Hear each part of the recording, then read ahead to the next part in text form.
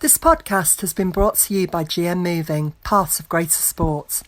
We're here to help the people of Greater Manchester get moving and to improve lives through physical activity.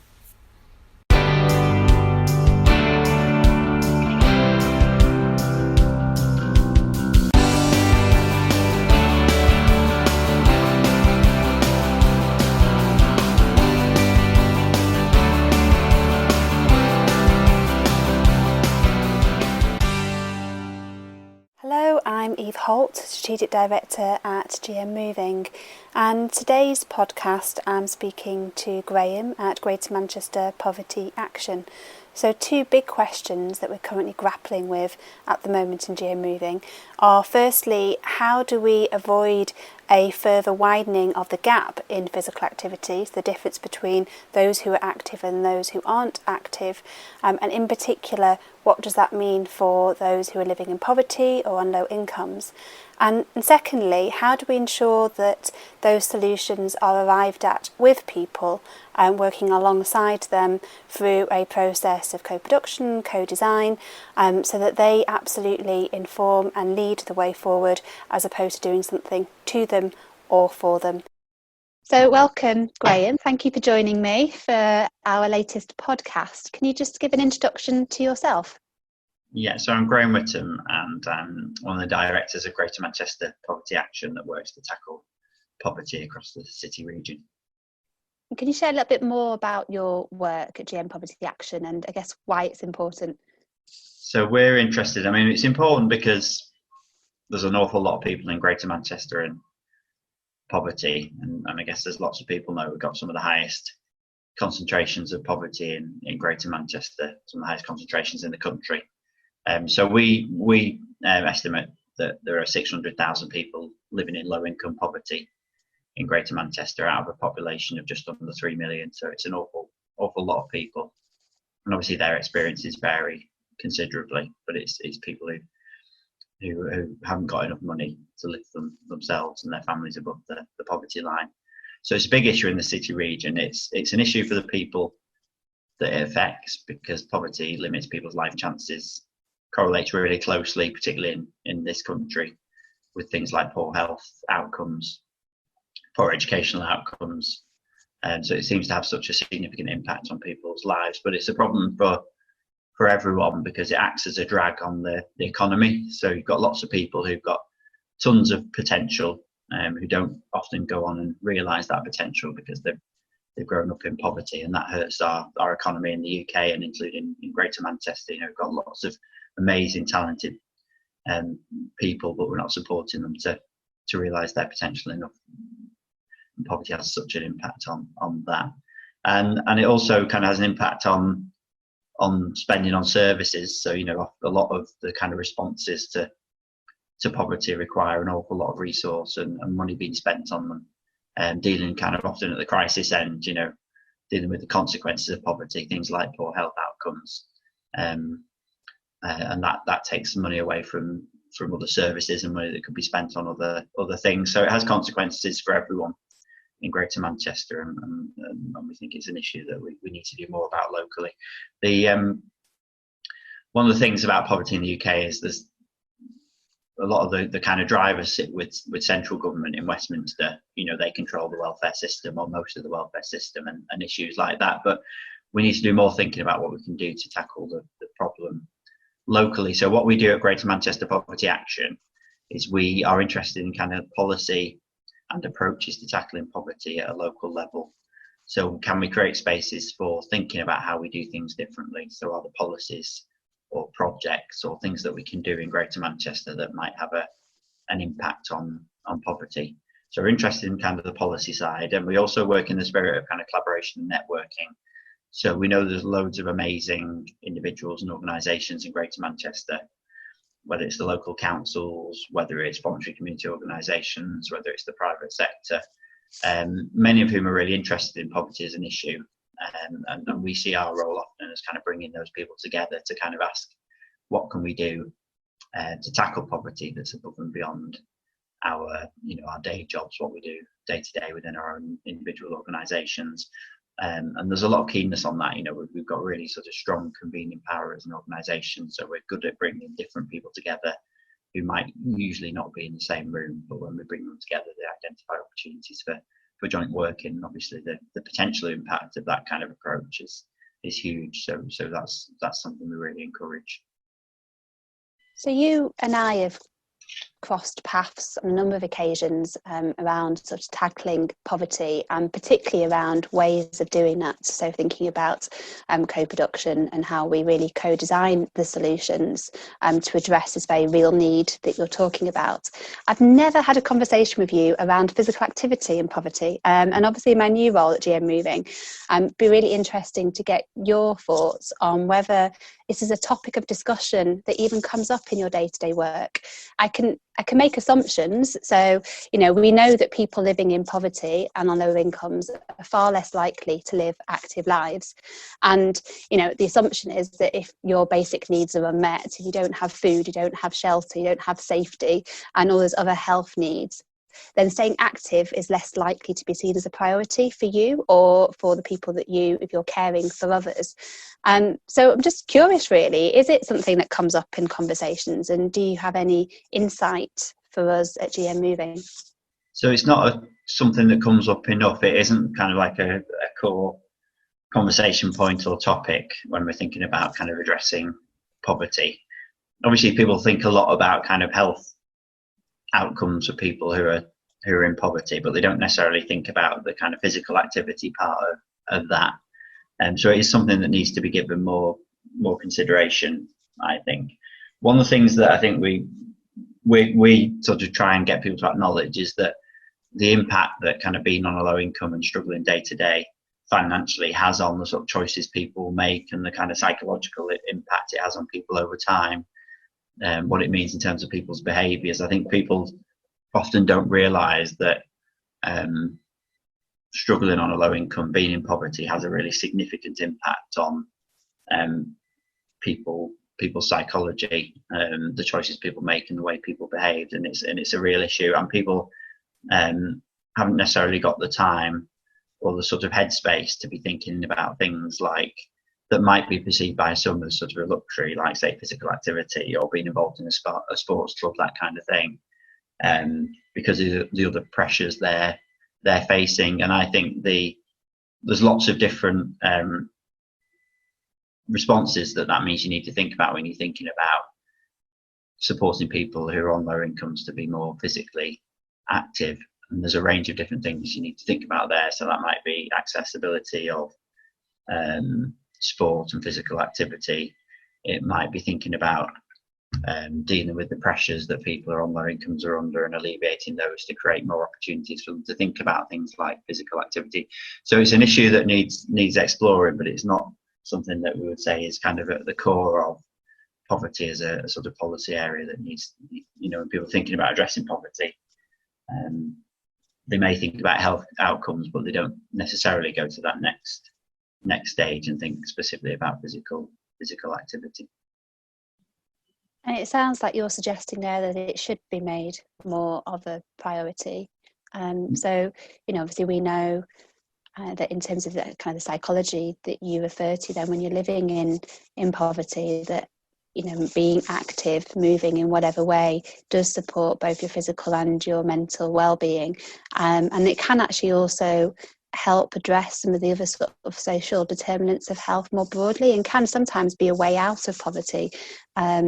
Not for everybody, but it can be a means of supporting people to potentially access new opportunities and skills and employment, for example, and to make community connections and broaden maybe the opportunities and choices that are available to them, as well as giving people a greater sense sometimes of agency and control over the things that matter for them. So there is a whole load of evidence as to why it is important, but I know I've certainly been conscious over the last few weeks during COVID that the government set that clear message in terms of kind of the priorities, that you were allowed to leave the house for, you know, essential journeys.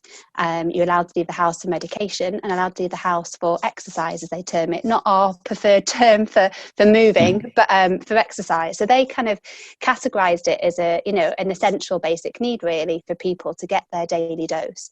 But it's been interesting that depending on where I am and what conversations I have, I definitely have the sense that where you're talking in communities and with people where they are right on this, I guess, on the sharp edges, people can sometimes say, whether we like that phrase again or not, where people are absolutely in crisis, that they're less likely to be talking to them about staying active.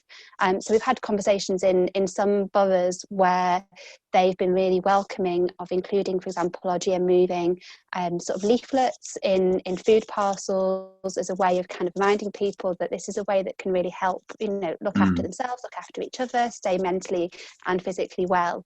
But I know for others that has felt like it either is treated as a luxury or that it's almost inappropriate, that it'd be an inappropriate thing to suggest, and some maybe nervousness sometimes for some people about suggesting that that's something that people should be doing, as if that would lead to maybe fears of judgment.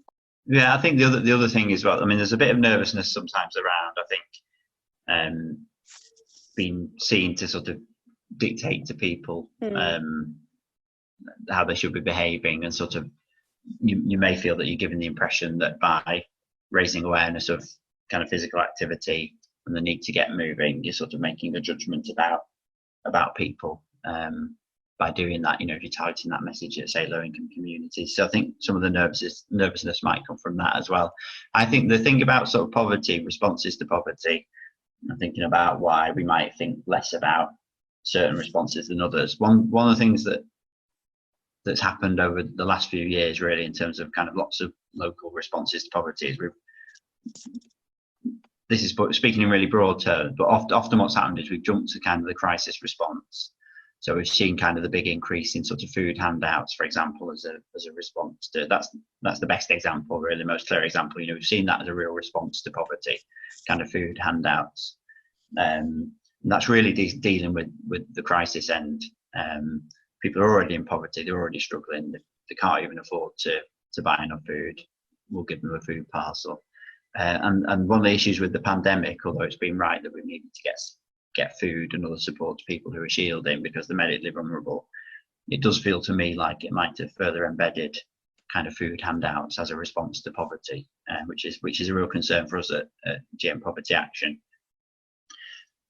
We've got to kind of create the spaces for thinking about how we respond to poverty, both in terms of thinking about sort of dealing with the root causes of it, but there's just so much more scope for doing other things that might be more impactful and more beneficial.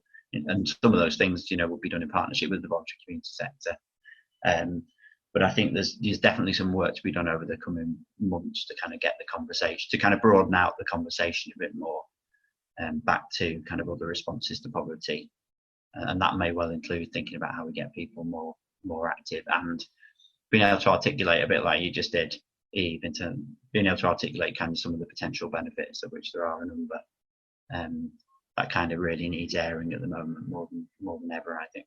I think that's absolutely spot on, and it feels like we're at that point now that we're trying to sort of sense make what conversations are appropriate and with whom at this point. So as we look at emerging from crisis and from that kind of initial crisis response, which can feel that it, I guess, addresses with urgency specific needs that are there now, as opposed to, as you describe, you know, eloquently there, kind of the longer term underlying kind of causes of poverty and the reasons why people have become dependent over the last few weeks, for example, on food parcels and the like. And I guess what we're trying to understand now is it looks different, doesn't it, in different households, in different streets, in different communities. Some are very much still in crisis space. Some people are still anxiously worrying about family members, for example, who may be in hospital or they may be grieving. Others are the insecurity of work and housing and the next bill and food on the table is very, very live for them and possibly still continuing to grow in anxiety, whereas others are now sort of lifting their head a little bit and starting to think about, okay, how do we redesign and reimagine now for this new norm? And certainly in terms of our policy and our strategic leads, in really thinking, what does that look like structurally across Greater Manchester, and how do we very intentionally design now to ensure that the current inequalities that already existed pre-COVID but have been certainly revealed very starkly over recent weeks, what do we do now to ensure they certainly don't grow, and that ideally we're continuing to narrow that gap and close that gap? And so it feels like, grateful to have this conversation with you now, because it feels like we really need to be bringing people together, I'd say around the table, but obviously virtually, just have the very honest conversation about where we're at and about what we need to do, and how we involve people in that. So when it comes to physical activity, the same gaps in same inequalities that have been revealed over recent weeks more broadly in health and social inequalities exist within physical activity, and we're seeing growing gaps in terms of who is active and who hasn't been active over the last few weeks, which unsurprisingly reflect the bigger picture really. So we know that those people who have been experiencing poverty over recent weeks are far less likely to have been active in recent weeks as well. And just as you say, how do we now shift the conversation to ensure that we're not now dictating to them, they're not feeling judged and not saying, okay, back on your feet, this is what you need to do, to jump on a bike, or you need to go for a walk, or get yourself picking up tins of beans in your house. How we involve them in the conversation on what happens next, and what will help support their lives and the lives of people around them, and for those communities to thrive. So I guess there's a question in all that somewhere, which is given the importance of involving people in that co-designing of the future as we look to build back better, how are you starting to facilitate that, and have you got any tips for us in when and how we do that, given recognising the reality of many people's lives at the minute? So for us, what's been really interesting with the pandemic in Greater Manchester, there was quite a lot of interest in kind of co-production and engaging people with lived experience in sort of service design and thinking about policy. Quite a bit of work being undertaken to think about how we do that in Greater Manchester and do that well. And obviously then with the pandemic, lots of local agencies, including the local authorities, obviously had to very quickly think about developing sort of community responses to the pandemic, making sure they could get food and support people who were sort of medically vulnerable at this time. And I guess that's kind of squeezed the space for doing some of the co-production and engagement with people with lived experience, really. And that's perhaps not happened in a way that it might have happened if you had months or years to design a service or a response to need. So we as Greater Manchester Poverty Action, because we do believe and really supportive of the idea that we need to engage people with lived experience, both in kind of informing our work, but informing the work of others. We've started to think about how we create some spaces for those very time pressured kind of professionals and stakeholders to think a bit about how they do that co-production engagement work at this time. So we facilitated a session which we invited local authority officers and others to come along to last week, where we were talking, we had the Homelessness Action Network there, we had 10 GM there, where we were very much talking about kind of co-production at this time during the pandemic, but also thinking of trying to get people in that space where they could think that as we start to think about the recovery and what happens next, how do we make sure that we pick back up some of the work that was already happening around co-production and engaging people. And I certainly think there's the appetite there to do that in Greater Manchester, particularly in the sort of the public sector that's perhaps not as used to. Obviously, the public sector is very used to kind of consultation, but not necessarily always used to kind of deeper engagement work. There does seem to be an appetite to do that. The challenge will be making sure people have got the resources and space to do that at a time when they're still going to be being asked to make decisions at short notice, and to timescales that they wouldn't usually be working to. So that's something we're keen to kind of support. We would really see ourselves as kind of being an organisation that makes that point and makes the case for co-production and engagement work, and encourages stakeholders to think about that. And certainly don't feel like there's any sort of great resistance or pushback to that. It's kind of the practical challenge of how do you do that at this time that I think people are grappling with, and we'd support them to kind of think about that, absolutely. Well, I mean, one of the things I always think is that it's not so co-production and that kind of work isn't necessarily new. It's just new for some people and some organisations. Some organisations have more of a track record in kind of doing co-production than others, and so I think that's where they can kind of, some of the local authorities and other agencies can kind of think about, okay, who's out there in Greater Manchester that's already doing this stuff really well? What existing work is there or has there been in the past, and how do we draw on that to inform the decisions we're making? So it's potentially a really exciting area, but it's also absolutely vital because we sort of know that the response to poverty and related agendas over the last 10 years, not just nationally but locally, hasn't always been the right one. And part of that, I think, is because it hasn't always been as informed by people with lived experience as it might be. So we need to, when we think about recovery and we're thinking about build back better and doing things differently, I think engaging with people with lived experience and making sure they're informing, that's going to be really important.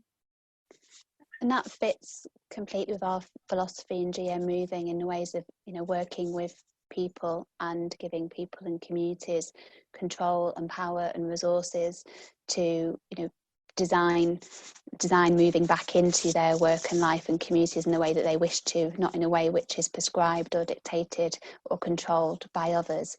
And that's why I guess I invited you on this podcast, because I've really enjoyed, working with you and collaborating before, and the work that you do at GM Poverty Action in terms of really looking very honestly at good practice around co-production, and how do we provide a very genuine space for that to take place, and involving people with lived experience without people feeling in any way that they are labelled or used as part of the process. And that feels like a very, as you say, vital ingredient at the minute in our decision making processes for designing a better future. And what we've talked about is the need for space, both the physical space and the time, to actually have the depth and to work through and recognise that you kind of, change only happens at the speed of trust, and to therefore build up the trust between people who are coming to maybe the same challenge, wanting the same outcome, but from very different perspectives on how you get there. And as you said before, one of the key challenges at the minute is, people that are policymakers and decision makers have got a lot on their plate, so trying to make the space and the time for them to be engaged in that conversation. And then those with lived experience of poverty and those who are living with poverty at the moment have a huge amount of other demands on their emotional energy and physically staying well, and their mental kind of well-being at the minute. So that's a real challenge. I guess in terms of the opportunities, we've seen over the last few weeks with the mutual aid groups and with the ways of working together within communities, and some real opportunities in that partnership working, in how people come together with different perspectives around a kind of common endeavour. And I guess, have you seen anything through your work that you think actually is an opportunity that comes out of this crisis, that builds on the work you've been doing before around co-producing solutions to these key challenges? Yeah, I think that's been really interesting during the pandemic, because obviously there's been a really encouraging sort of community response, mutual aid groups and other things emerging, but that won't be happening in sort of a uniform way, and it'll be happening to a greater extent in some places. And I think the interesting thing is, how do you capture some of that community engagement and cohesion and activity to help achieve sort of longer term aims and address longer term kind of outcomes, and how does that happen in a way that's sort of engages low-income communities. I sort of would be a bit concerned about sort of some of that kind of dissipating really and not being properly captured. So I'd be quite interested in thinking about how that happens. But specifically thinking about sort of low-income communities and co-production, I think there's probably an awful lot of kind of low-income communities across Greater Manchester where people are kind of helping themselves and each other during this time, you know, making sure that they kind of look after their neighbours and all that kind of low-level stuff. It's important that you also, though, create spaces for people who are involved in that kind of low-level volunteering to engage in more sort of fundamental kind of longer-term policy discussions. So it's absolutely wonderful. You know, we've seen this sort of community response in terms of, you know, doing shopping for neighbours and looking after each other, and you know, people can do that. It doesn't need to be formalised, and you know, people can do that at any time. But people who perhaps want to do a bit more and shape things in a bit more of a fundamental way need to be supported to engage in conversations that are about addressing some of the kind of reasons why we've got people in the community who can't access food even in normal times, or you know, people in the community who are struggling financially. What are the kind of the things that address those issues in a more fundamental way than, say, dropping off a food parcel? So yeah, I think we'll fully understand kind of what's happened and to what extent in different places kind of after the pandemic has passed. But I think the thing to think about now for sort of voluntary community sector, local authorities, some of the voluntary community sector infrastructure organisations, I think there's sort of work for them to do in trying to capture some of that kind of community spirit and goodwill, and thinking about mechanisms for maintaining it after the pandemic, so it doesn't sort of dissipate completely, because we will get to a point where coronavirus isn't the thing on the news that we're thinking about every day. You know, we all look forward to that point coming, but you know, people's minds will move on to other things, understandably, and people will go back to work as well. There's lots of people who are working age at the moment who are volunteering or supporting people in their community because then they're furloughed and they're not necessarily going out to work. So one of the things that we know has happened in Greater Manchester is there's been this huge kind of volunteer offer. You know, tens of thousands of people, I think, in GM volunteered for the NHS RBS scheme, and then each of the boroughs kind of put out a call for volunteers to support with their kind of community response. I think each borough is kind of inundated. You know, they've got more offers than they know what to do with, and I think it'll be important. It gets back to what I was saying really about trying to capture that and make use of that kind of offer over the long term, so people's goodwill isn't lost. And it might be that part of that is trying to think about how to involve those people in sort of conversations about policy and systems. Yeah, completely. So I joined one of the conversations you were hosting, as you described, people across the kind of GM ecosystem to talk about co-production and what next.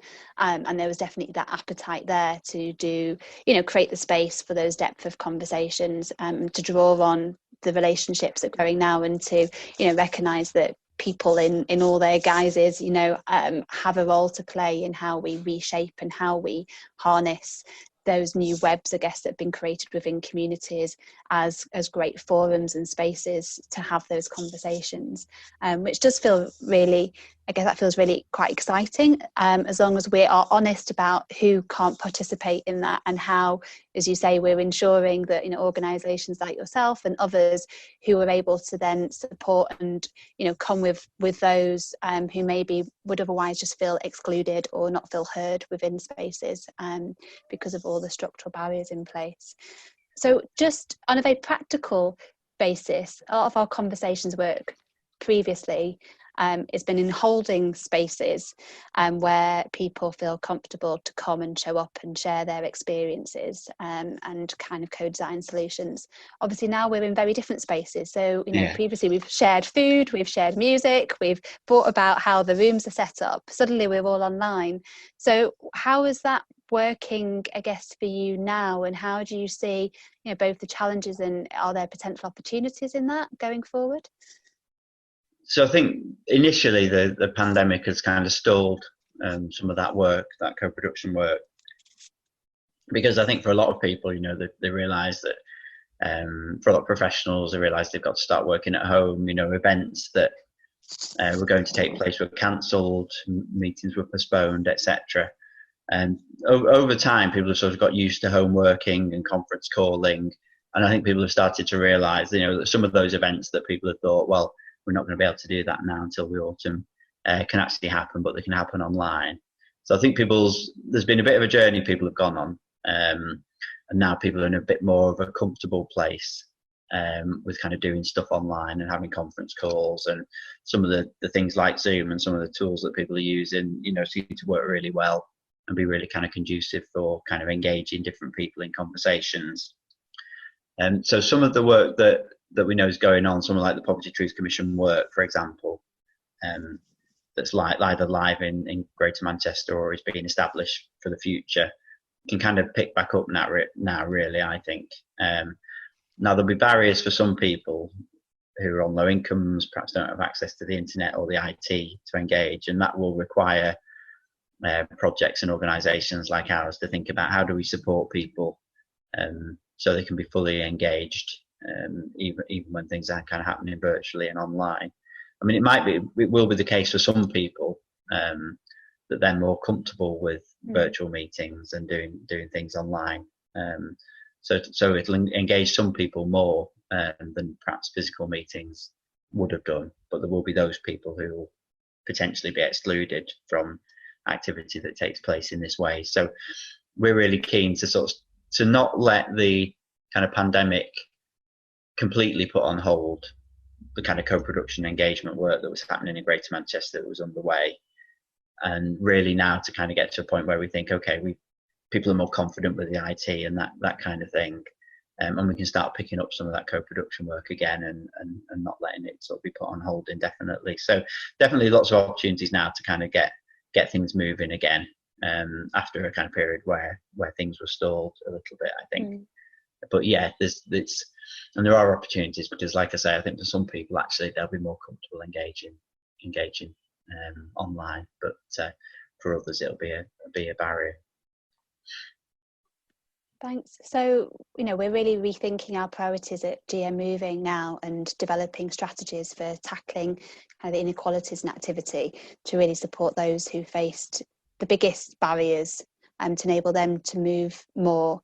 And I guess I'm a real believer that if we can design for those who find it the hardest to stay active, and if we design for them, then we design for everyone, really. So, taking into account the full diversity of both of needs and of strengths and of opportunities, and how different that looks for different people.